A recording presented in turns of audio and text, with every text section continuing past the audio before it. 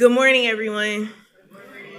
Good morning, good morning. Welcome. I am Joy Garrett Douglas, the Community Programming Manager here at the Dalí Museum. Welcome in. Welcome back to a bunch of familiar faces for joining us for this session of Coffee with the Curator. Woo! Today we are joined by featured artists of our special exhibition outside in Murals Inspired by Dalí. We have Chad Mize, Miss Crit, and Nicole Salgar. Woo! So they are here to speak about their artwork and their inspirations given by Dalí. But before we start, I would like to say thank you to our sponsor, the City of St. Petersburg. And a very special thank you to our members who make events like this and more possible. Thank you to our members. And also a very special thank you to our sponsors who made the exhibition possible outside in Murals Inspired by Dalí. Thank you to Hal Friedman, Willie Rudorowski, we can clap, Joanne Obenhoff, the Guild at the Dalí, the City of St. Petersburg, the Board of Trustees, our annual fund keeper, and collection donors. Thank you to all of them.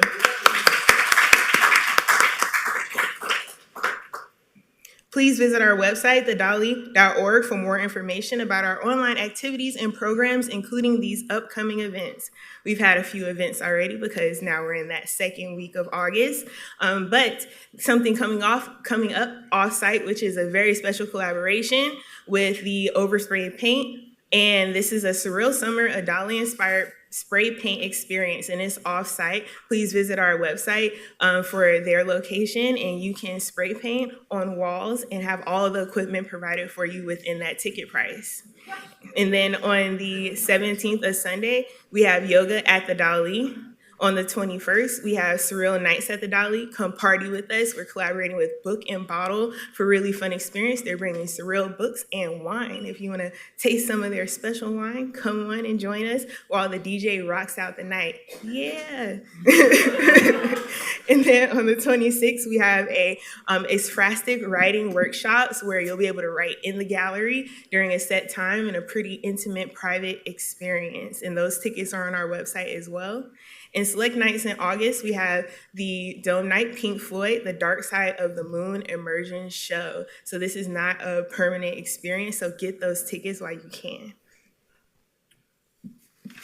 And then also in September for our next Coffee with the Curator, we have Michelle Tenu, and this will be a very cool conversation about Beyond the Walls, what it took and takes to run the Shine Mural Festival and more. So if you're interested about all of those secret behind the wall story and beyond the wall stories about the artists and things that have happened over the years for the 10-year anniversary of the Shine Mural Festival, come join us for that conversation on the first Wednesday of September 3rd.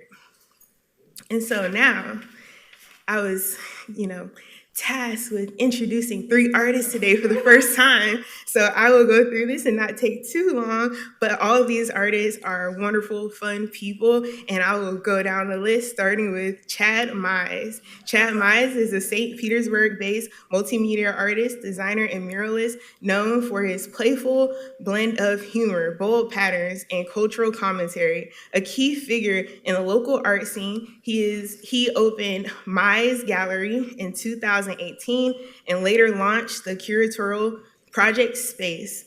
Mize has collaborated with major brands including Disney, Facebook, and the Tampa Bay Lightning, and his work is held in collections around the world. Chad Mize.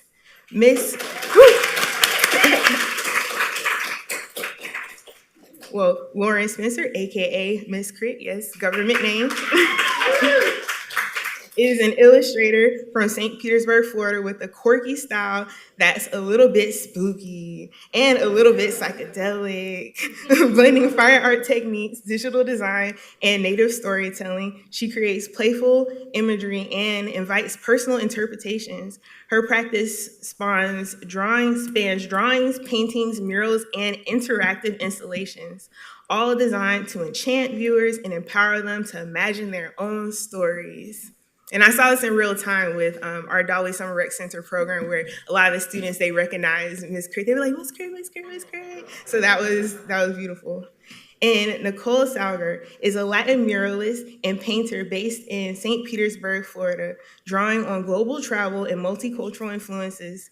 Nicole creates richly symbolic works and bridges personal connections and narratives through residencies and community projects across the US, Cuba, South America, and Europe. Her murals offer surreal spaces for reflection on identity, transformation, and the natural world. Nicole Salgar.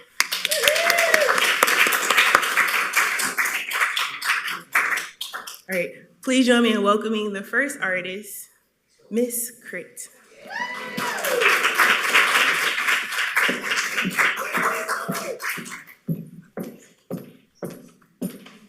Hello and good morning, everybody. Hi. Thank you, Joy, for that wonderful introduction. I really appreciate it.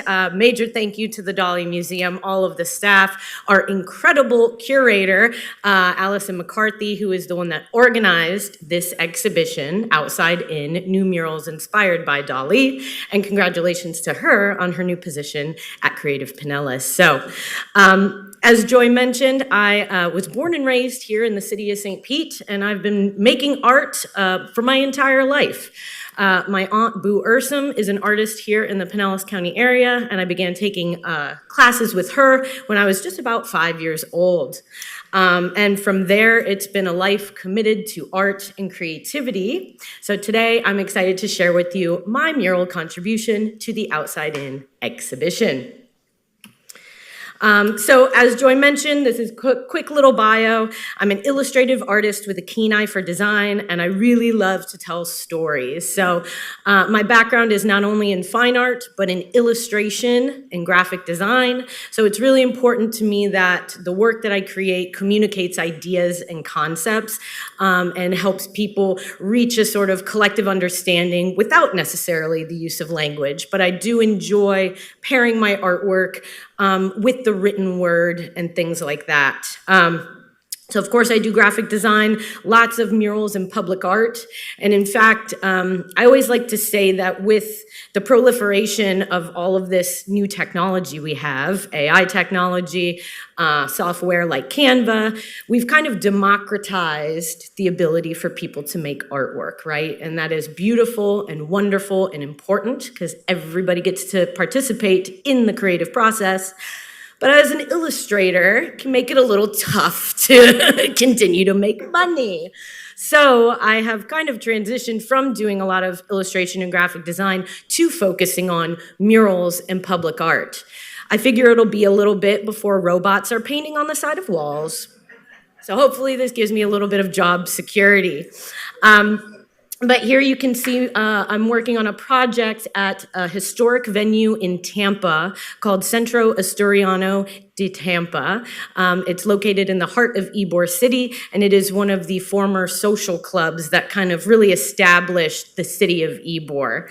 So you can see me working there, and then a few other examples of works that I've done. Of course, if you know me, you know I really love black cats. You're gonna see that pop up a lot in my work.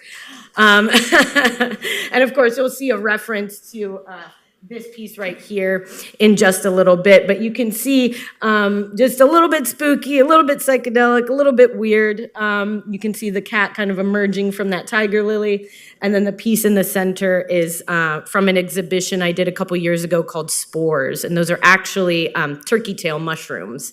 So if you looked at polypores as they grow on a tree, it's almost like looking up at them kind of sprawling out of the tree trunk. So I've had an education in the arts, as I mentioned before. I started taking private lessons with my aunt, Boo Ursum. That's a photo of me with Boo at the old Pinellas Park Art Society, which is now currently a dirt lot and I think there's a clock tower there, but it was right across the street from the old train station, right on Park Boulevard. So I took classes there since I was very, very young. It's the original home of the Gulf Coast Artists Alliance as well. And so I did that till about 2003 when I was old enough to apply for high school. And what better place to get an education in St. Petersburg than Pinellas County Center for the Arts at Gibbs High School, right? Yes. PCCA has had such an impactful and lasting experience on me, arguably much more than even the very expensive private art degree that you see further down there. I think it goes without saying that a lot of my friends that went to PCCA with me are still working in the arts to this day, far more than graduated with me from Ringling College of Art and Design. So if you haven't heard of PCCA, highly recommend looking into it. One day when I'm a gray-haired old lady, I hope to go back and teach there as well. So, and then, of course, not to be besmirched, I did attend Ringling College of Art and Design down in Sarasota, where I studied illustration, and that kind of set me on the journey that I am here today.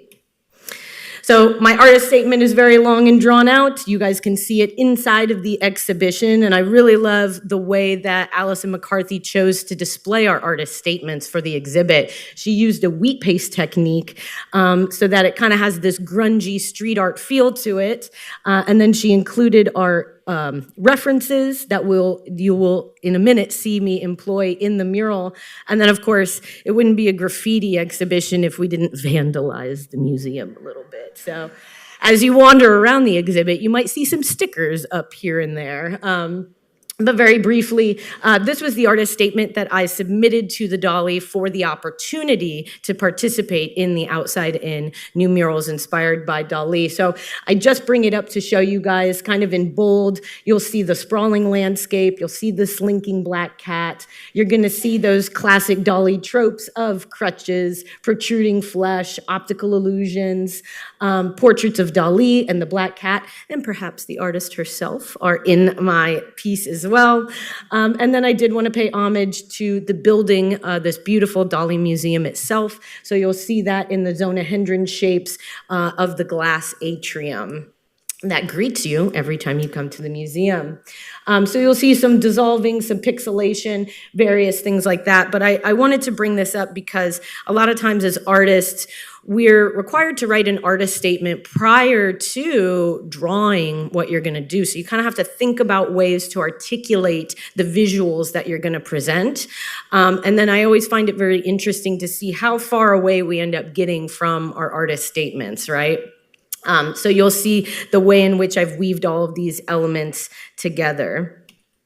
So here, of course, are my references. The Weaning of the Furniture Nutrition is one of my absolute favorite Dalí pieces. And in fact, my Aunt Boo Ursum, who I mentioned before, my first art teacher, is a surrealist in and of herself. And over the many, many years, she's made surrealist costumes. She actually has a costume of the Weaning of the Furniture Nutrition. It's the back of the nurse with a beautiful painting in the back and the crutch and everything. And if you turn around, the nurse has her boobs in a drawer. So, but it's been a really important piece to me. Boo, for all of her brilliance, she's my mother's sister. And so when I would go take art classes with her on Saturday mornings, after art class, I'd just go back to my aunt's house, right? And she would show me all kinds of books of all kinds of artists. Especially surrealists. So I learned about Dalí from her. I remember specifically once she showed me a book of Frida Kahlo's work. And so my mom comes and picks me up later in the afternoon. I'm like 7 years old, and I'm like, Mom, can you tell me about communism and lesbianism? And she's like, God. And so since then, I think that essence of Frida Kahlo and surrealism has always permeated my work. So this was a particularly special exhibit to be a part of. So Weaning of the Furniture Nutrition, you're going to see that in my mural as well. You'll see the Temptation of St. Anthony, a reference made to that as well. Of course, that's not in this Dalí Museum's collection, but it's one of those iconic Dalí pieces that anybody that's even vaguely familiar with surrealism will be able to see those tall, lanky elephants and know who you're talking about. And probably the more complicated reference I chose was Gollop contemplating the Mediterranean Sea, which at 20 feet turns into a portrait of Abraham Lincoln, which is an homage to Rothko. So I'll explain how all of those kind of fit in to the exhibit. Here is my reference that I assembled from my own photographs and stuff. So in high school at PCCA, we did a lot of work where we would take, sometimes the teacher comes in, they're hungover, they're tired from the night before, and they just slap down a stack of Nat Geos and they're like, just make collages and draw from them. And so that's a practice that I've integrated into my work to this day. I really love searching for images and then cutting them out, pasting them together, now digitally rather than by hand, and then using that as my point of reference to then draw from. This, as an artist, helps me keep my proportions accurate and makes sure that I'm coming back to those original references. So you'll actually see the cutouts of the elephant's feet there. You'll see that weaning of the furniture nutrition. This is, of course, my cat. His name is Gozer. Gozer the Gozerian from Ghostbusters. Word of caution, don't name a pet after a demon. Doesn't work out. As you can see, I mean, this is really his personification and his attitude. So here's my quick reference. And here's how I take from my reference my drawing and then do a color study of that. So here you can see, this is a very traditional sort of method of delineating your composition. And I know I got a couple Ringling kids in the audience today, and they will know that there is a very specific, you work on thumbnails, and then from the thumbnails you pick your drawing, and then you pick your tight line drawing, and then you do value study, color study. But there's almost a formula to creating illustrations that's kind of foolproof. And so I still employ that to this day.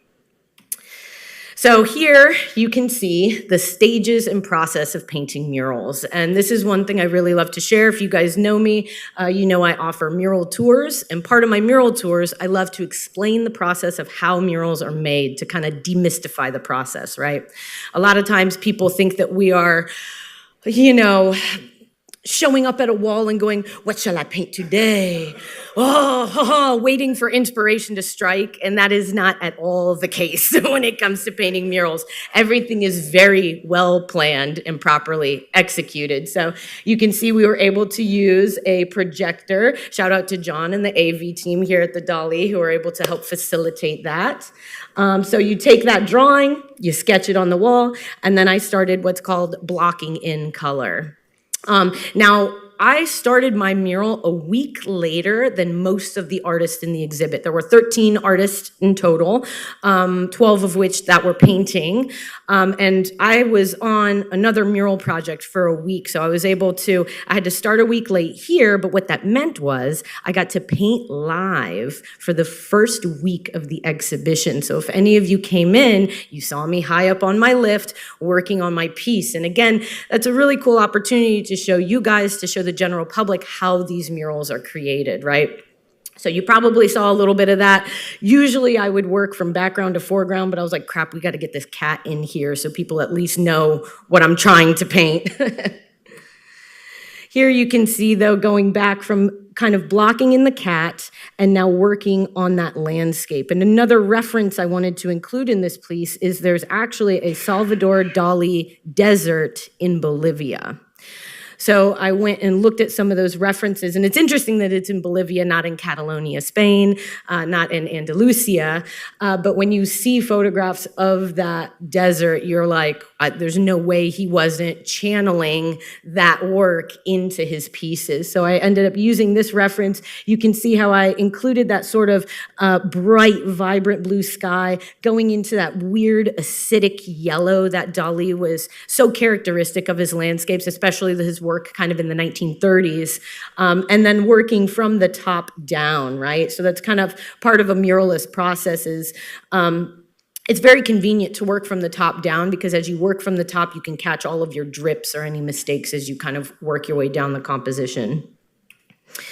So integrating those references. So here you can directly see a close-up of the Temptation of St. Anthony.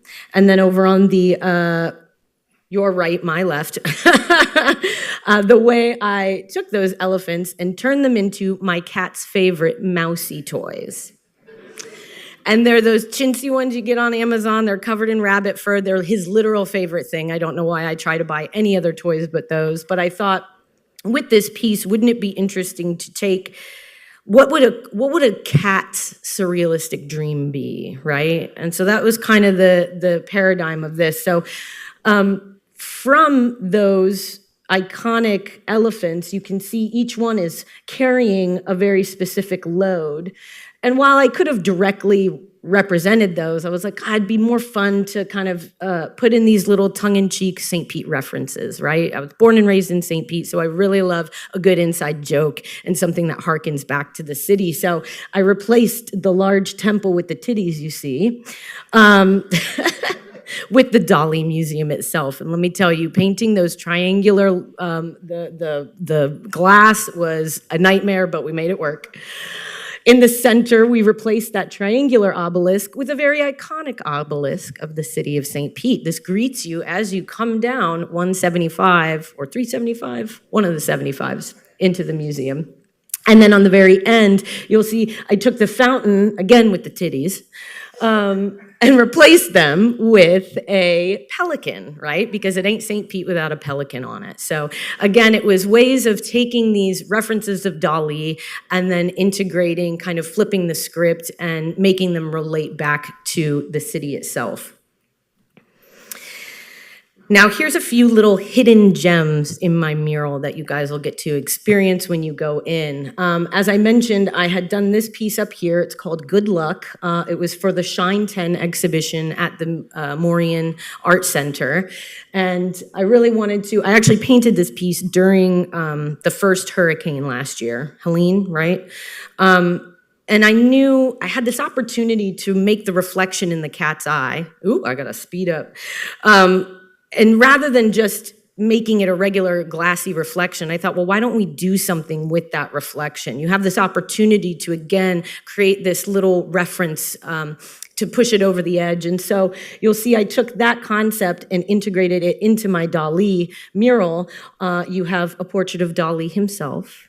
You have that swirling galaxy hurricane in the center of the cat's eye. And then on the very end is a feeble portrait of myself. Some people think it's Gala. That also works too, right? Again, open to your own interpretations. Here you can see that beautiful atrium and the way in which I incorporated it into the crutch. So the cat itself had this window in its hind leg haunch, again, referencing that weaning of the furniture nutrition. And so I thought, why not add that element of the museum into that piece? And then here you can see making the reference to Gala contemplating the Mediterranean. So I took the cat's paw, I broke it into 12-inch by 12-inch squares, and then kind of had to do these mental gymnastics of, when you do something with pixelation, you have to average the color that is touching that object, if that makes sense, right? So as you move from the paw, you can see the realistic fur, but then it's like that teal is an amalgamation of the background yellow and the cat's paw itself. And so kind of playing this vaguely mathematical game, I guess, with myself, but you can see I took my reference and literally ran it through a pixelation generator in Photoshop to then help me get that reference going. And so that's the piece. Thank you all so much for your time and attention today. If you want to learn more about me, thank you.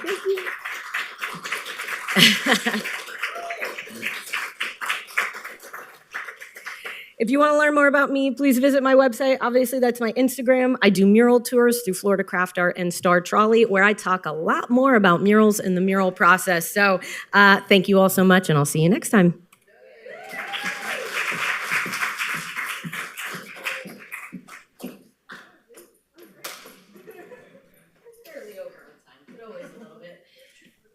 This is me. Hi. I'm Nicole Salgar. Hey. I don't know how I'm gonna live up to her presentation, but hey, I'm gonna try a little bit. First, I want to say how grateful I am to be here. This is a dream come true for me, and to be able to share this information with you all is quite a treat. So I'm going, oh, here we go. Okay, so I know that Joy was so nice to kind of give a little bit of a bio about myself. I'm just going to kind of run through it a little bit again. So I grew up in Miami. My parents are Cuban and Colombian, and I was the first born here in the United States. So that's a really cool, interesting little tidbit about myself. And because of that, I grew up learning about different cultures. My mom also, they both actually had a passion for travel. So I learned a lot about different cultures through all the traveling that I did growing up. And that's where I was exposed to different types of art institutions and what kind of fueled my love for art and creativity. Through artist residencies and different nonprofit organizations, I've been able to travel around the world, which is pretty amazing. So that's kind of how I've been able to continue my work and learning about different cities, different countries, and different cultures. I also paint with a lot of communities in different cities, adults and the youth. I'll get into that a little bit later. And yes, I love what I do, and hopefully this presentation will share that with you. So my education is a little scattered. My mom and my teachers found out that I was obsessed with art at a very young age. So my art teacher in elementary school pushed me to apply to Southwood Middle School in Miami, which is a magnets art program. They have drama, dance, and art, and I tried out for drama and art, and I got into both. I chose art, so that was quite a starting point for my trajectory in the arts. And then from that middle school, I found out about design and architecture senior high, where I started studying fashion design, totally different from what I'm doing now. And there, it really fueled my wanting to continue to kind of find my path to a creative career. And from being in that high school, I found out about Fashion Institute of Technology in New York. And when I was at Design and Architecture Senior High, we called it DASH, which is fun. I was in the fashion program. I come from a family of seamstresses, so that's a fun other tidbit about myself. And I was obsessed with fashion and how people showed their identity through clothing and saw it as like a form of expression.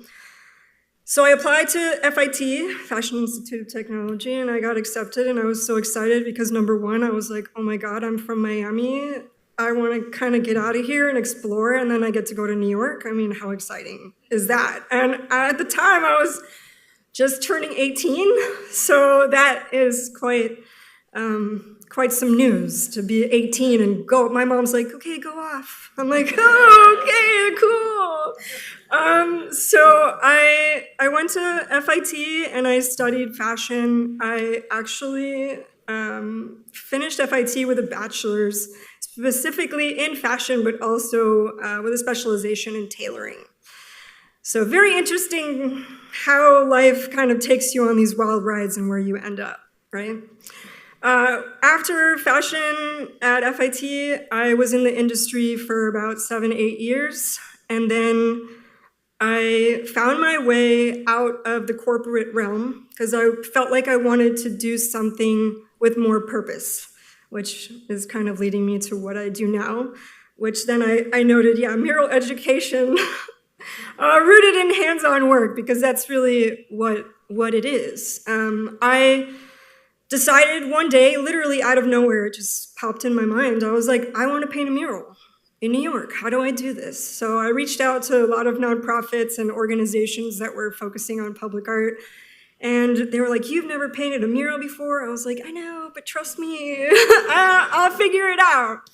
So that's a really fun part that sometimes a lot of you guys don't get a chance to hear, like how did we start in this career path, like who, how.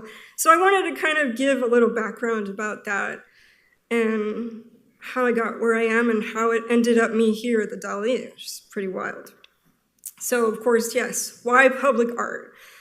The reason why I love public art and I love what I do is because again, I mentioned that I felt like I wanted to do something with more purpose and connect with people in a different way. I felt like I needed to find a voice to connect and reach others in a more big way, and what a bigger way to do it than literally painting on the street, where people can see your art and see you painting.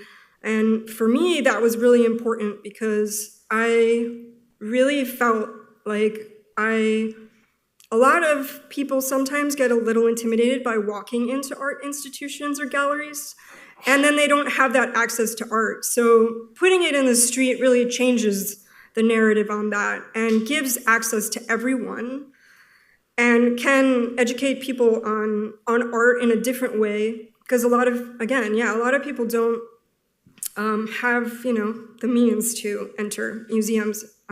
So that's what really drew me to public art, and also how it changes communities, because that for me is everything. I've had people come up to me and cry and hug me and come and paint with me, and that is when I really found out that I was on the right path and I had found my purpose.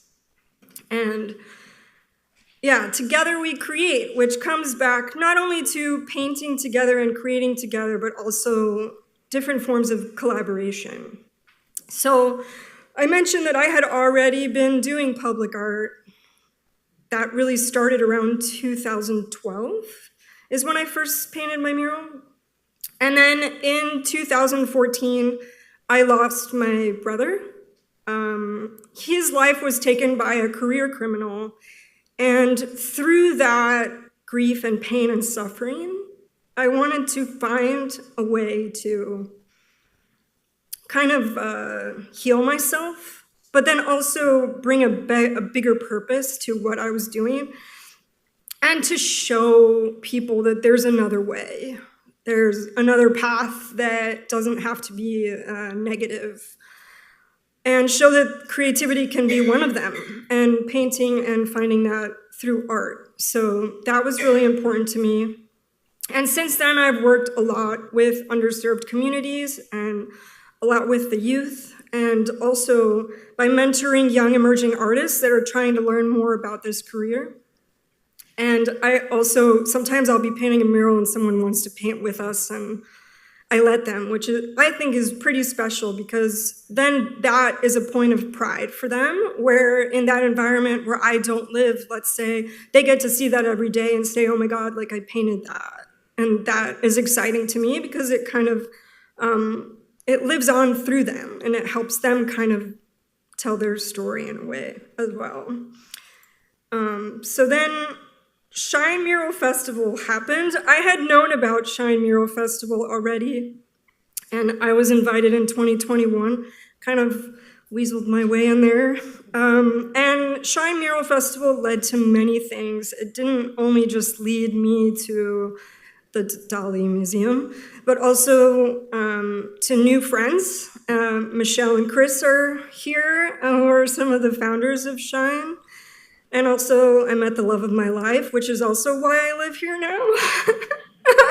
Shine kind of brought me to St. Pete, and also showed me how special St. Pete is, and how much of a community and art focus there is here, which is super exciting. And because of the Shine Mural Festival, that is why we were able to apply to be part of Outside In, because Allison had put that together, which Allison's amazing. If you don't know her, she's incredible. And I too, same as Miss Crit, we all had to kind of give an idea of like what our idea was, our vision, and then that's how we were chosen, which is pretty special. So I owe a lot to Shine. All right, so now the Dalí inspiration that's in my work, which is what's really fun about the mural process. At the beginning, I can come up with ideas to what I think I want to say with this, and then it starts to evolve in its own way, or I start to tap in to other parts that just blew my mind during the process. So Up here, you see the tarot, which some of you know, Dalí and Gala, they were very interested in mysticism. And I am as well. And that really kind of fueled a lot of my ideas towards this piece. And also, there's elements in my piece that kind of refer back to the melting clocks and a lot of melting that Dalí has in his work. And the famous lobster phone, which what's really cool about the lobster phone here is that you can pick it up and ask Dalí questions. Well, more on that later. And I really love the naturaleza muerta viviente, which is living still life, because I love the movement and how things seem to be floating off the table in pure surrealistic fashion. And a really fun little tidbit that I wanted to show in here, which is the Dream of Venus. This was part of the World's Fair Funhouse that Dalí did in 1939. And when you see my piece, you're gonna be like, what? That for sure was an inspiration. Like, I didn't know about this until maybe 5 days into painting my mural. John Fisher, who is part of the AV team here, he came up to me and he was like, have you seen the World's Fair, Dalí? Like, is this part of your thing? And I was like, I have not seen it. So what was really wild about this is it blew my mind when I saw this image, because you see this woman like reclined on a bed and she's in all this fabric and there's flowers, and then she's propped against this mirror. All right, that's where it just gets like, I lost my mind because I was like, how? I'm really tapping into Dalí right now. So another thing about me that you must know is I love to collaborate. I love to bring people into my process. To me, it's such an important part of being creative. And I love to elevate and come together with people and just, it's not just about me, it's about us and the community. So, fun fact, the reference for the mural was shot in my studio, which is really cool. And the sofa is mine, the mirror is mine. We created this set, and thankfully with my background in fashion, I also did a little bit of styling as well, so that helped in this photo shoot. And I asked Christy Lopez, who is here right now, she's there. I asked her to be my muse, and then I brought in one of Christy's friend, Regina Rached, and Regina brought in her friend who goes by Marked by Maya on Instagram, and she's a makeup artist. So we all three collaborated on the reference image, and we had a fun-filled day of playing around. And Christy helped me make this fun little video of us putting the whole setup together. And what was really special about this is that, again, it was my vision, but without them, this would not have come to be. It was really a collaborative process. So that was what was really exciting for me about this piece. And then we go to the process. And everyone has their different ways of putting up a mural. I chose projection because my wall was one of the largest ones. And we only had a certain amount of time to get this done. So I was like, great, projection it is. And yes, the AV team really came through to help out with that. And you can see me here on the lift, getting real high up. And I also brought in Joey Clay, who is a local photographer. And I wanted him to come and kind of document my process. Again, bringing people in from the community and supporting local small business. That's what I'm about. And you can I also started from top to bottom. And I started at the top left-hand corner because we also had a time limit with our lifts. So I wanted to get the top done as much as possible and then move my way down. And I have a funny way of using paint palettes. As you can see, it's kind of taped to my lift. It makes things a lot easier than like bending down all the time. So that's a fun fact about mural painting that I have just found through the years makes my life easier. And as you can see on the left here is an iPad stand, which helped me really get the details that I wanted to get into the painting, and also especially when I was doing Christy's face, because I was like, if I don't get this right, that's gonna be a problem. And then here's a fun video that another local artist got while I was painting. It's a drone footage.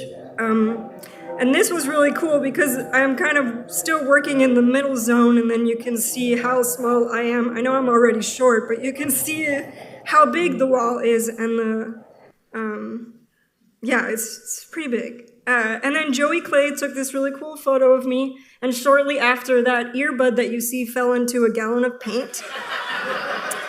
So bye-bye to that fun earpiece. And you can kind of see too at the bottom, I had to use a scaffolding for a little bit. So that's also part of the mural making process, is that we have to just kind of go with the flow and go with the equipment that we have. And then the last slide is right about when I was about to finish, and I was just kind of looking at it and trying to make sure that I got it all. And I did. Woo! So, yeah! And what's really cool about being here and being part of this exhibit is I came to the old Dalí Museum when I was really little because my parents were obsessed with Dalí. And I didn't really know what I was getting to at the time, and it completely blew my mind. I remember leaving there feeling like, what did I just see? So to be able to be part of this exhibit and paint in the Dalí is, I don't even have the words to describe what that felt like. So for me, that was a complete full circle moment. And here you can see one of the docents kind of giving a tour and talking about all the fun little hidden things that are in the mural. And if you look at the top, there's the woman communicating on the phone with Christy is my mom. And my mom, thankfully, is still with us. And she had no idea that she was in the mural. And she came to see the mural, and she was just mind blown that she saw a little reference to her face on the big wall inside the Dalí. Pretty cool.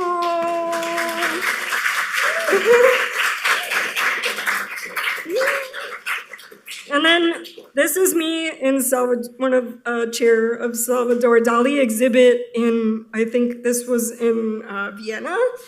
I travel all over. Any chance I get to see any of Dalí's work, I am there. And then, of course, you see Christy and I kind of trying to make the same vibe as she has painted. And thank you, guys. Thank you so much.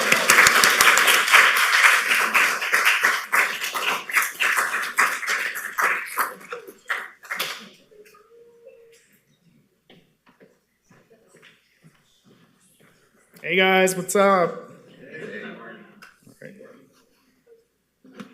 How do I do this? All right. I'm Chad Mize. I'm local St. Pete artist. Actually, I'm one of the founders of Shine, along with Bass, Test One, and Chris Parks, Pale Horse. And this was a dream to have this experience. So I have 61 slides, so I'm gonna, because I got a lot of reference in my work, so I'm gonna go kind of through them quickly. So here's my piece. This is the finished piece. I entitled it, "I Am Drugs," which is a Dalí quote reference. I'll talk about that in a minute. And I just want to show some of my recent work. This is a piece I'm working on right now at the factory. It's a 60-foot by 25-foot wall. And this black outline is taking forever in this hot sun. So that's where I'm going after this. This one I just finished at the St. Pete Pier for the celebration of the 5-year anniversary. And I call this one Years of Piers. And so it's referencing all the different eras of the pier from 1928, which is actually 1926. I got called out by the History Museum. 1973, our favorite pier, the Upside Pyramid, and then the 2020 version. This is a piece I finished back in May. This is on 16th Street North, and it's a 4-story pattern piece for a new apartment complex. This is a residential I recently did this summer for Old Northeast.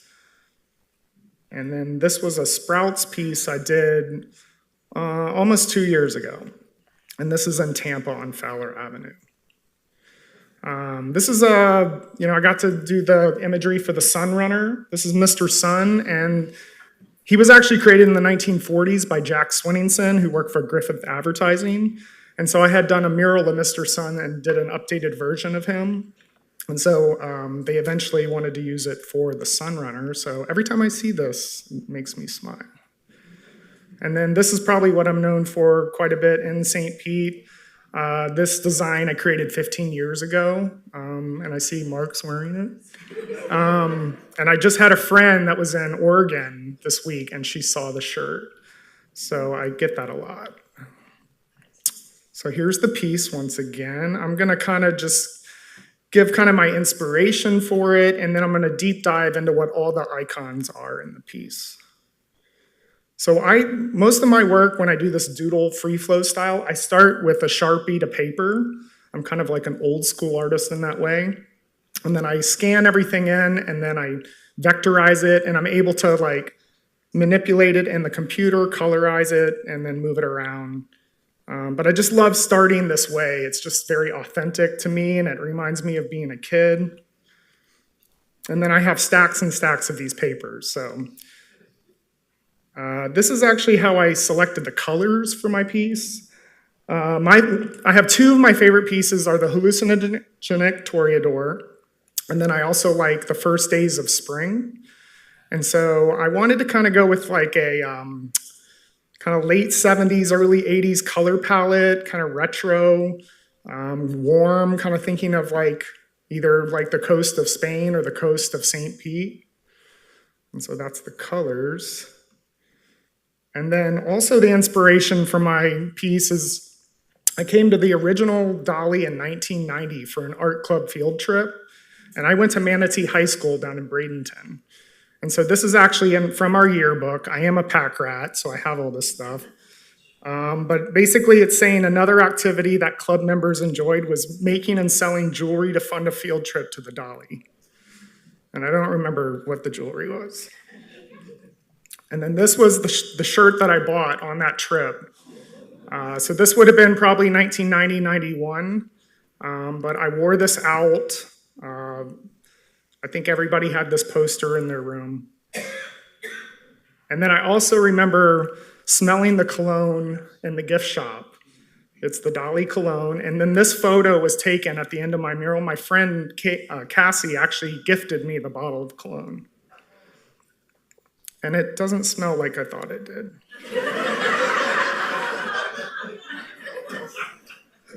So another thing that I still have, and I found this after I had already done my design for the mural, is my sketchbook from 1990. And we actually made these sketchbooks in art club that year.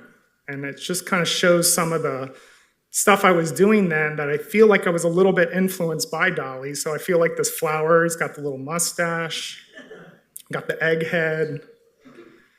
And then this, I feel like, kind of goes with the style that I kind of do still. So it's just interesting to see how things don't change as artists. We may like progress and get better with the quality of the work, but I feel like we still have some of our youth in us.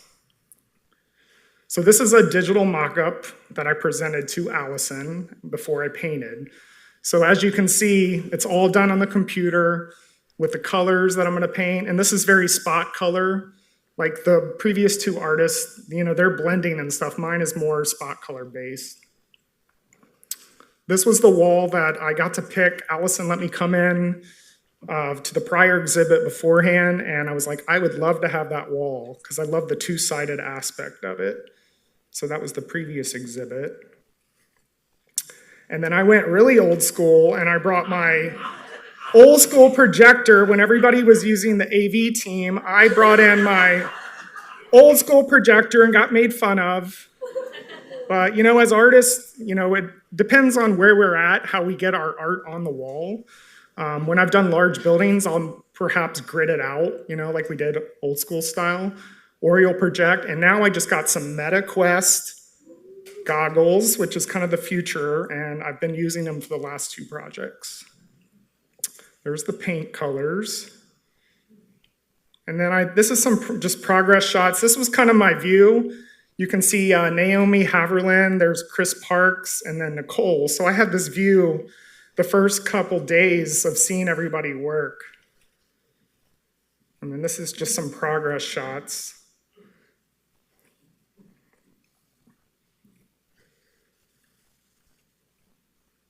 And it was kind of cool to see Allison and the crew, kind of sitting, watching us throughout the whole process.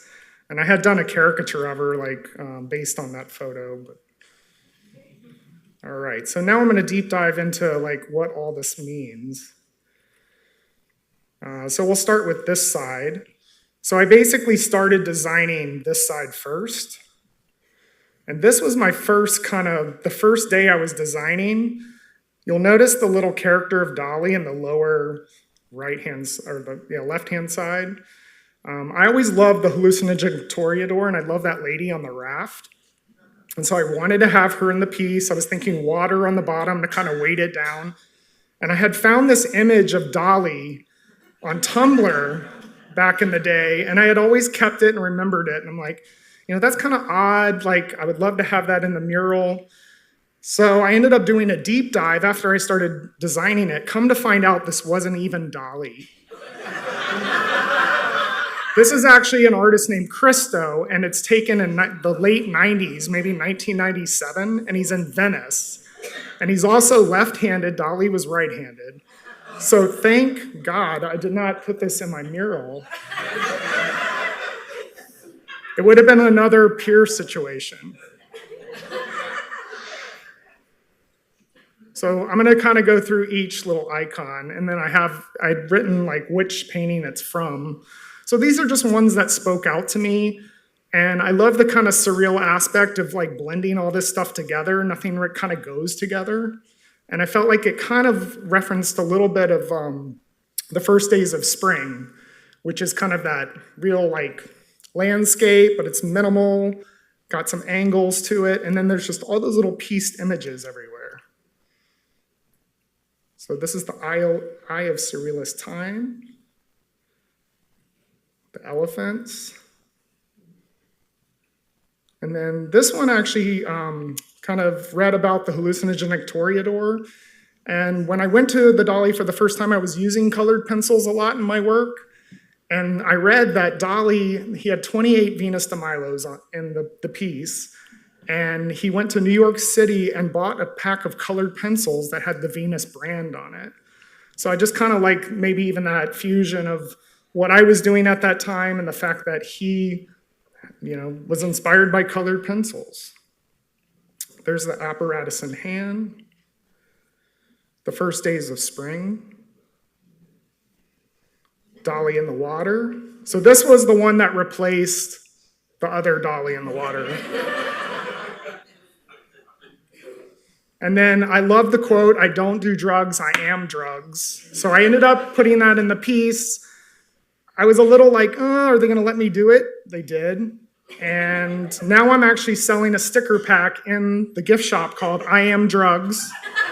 And my mother is packing my sticker drugs for me, and I've hired my mom to help me with that. So who would have thought? Here's the aphrodisiac telephone. I just love that woman on the raft, just how tiny she is in that painting. The Dalí, so this is actually how we're morphing into the other side of the piece. And so I have the cats flying through the air with the water. And then now I'll focus on this side of the piece. We got the Venus de Milo with drawers, the burning giraffe, the persistence of memory, butterfly rose. And then I just wanted to kind of have a focal point with his face. I love caricature art. It's kind of my background. And I just like that graphic nature and just the eyes. Like, someone asked me why there's like a blue and a red. I'm like, just because it's weird and different. But I kind of like this era of Dalí, like just what he looked like at that time. And then I did put the perfume bottle in there. And then this is the anteater. So if you've never watched this, just Google or YouTube the Dick Cavett show with Salvador Dalí. He basically comes on stage with an anteater, throws it on this woman, and it's like hilarious. And then this is the first days of spring. One of the cool things was just working here for 2 weeks and being able to go and reference the actual art. So just like being like, oh, what color should that be? Should I add something to it? So I actually went over to view this piece to reference this one. And then this is, I put the old museum in it, so that's my memory of the very first time I went to the Dalí. And I just love that museum so much. It just brings back such memories. And I moved to St. Pete in 2003, and so that museum was still around. And this museum's special, but that one just holds so much into my heart. And then the hallucinatoria door, self-portrait camouflage, so that's a little sketch. And then the first days of spring. And then the hallucinogenic toreador. So I learned a little bit of stuff. I don't know if this is true or not, but a docent actually told me, this is referencing maybe him holding the colored pencils and looking at it like that, which I think is kind of a cool idea if that's the case. And then here is the sticker pack. So gift shop on your way out, grab a sticker pack. Mom would love it.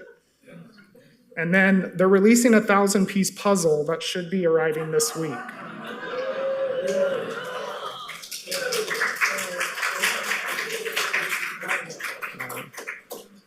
And that's it. And I just want to thank everybody for coming. And I want to thank the Dalí. I want to thank the fellow artists, everybody that's involved. Like I said, this is a dream, and it is a full circle moment for me. So I appreciate it.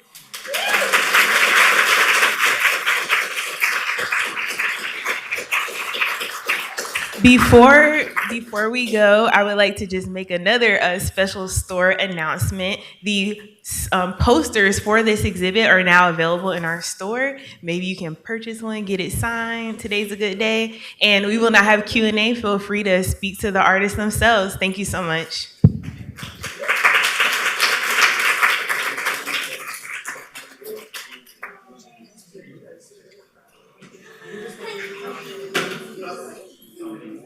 Ladies and gentlemen, may I have your attention for a moment? Hello, my name is John Stewart, and I love saying that in the crowd and watching the heads snap.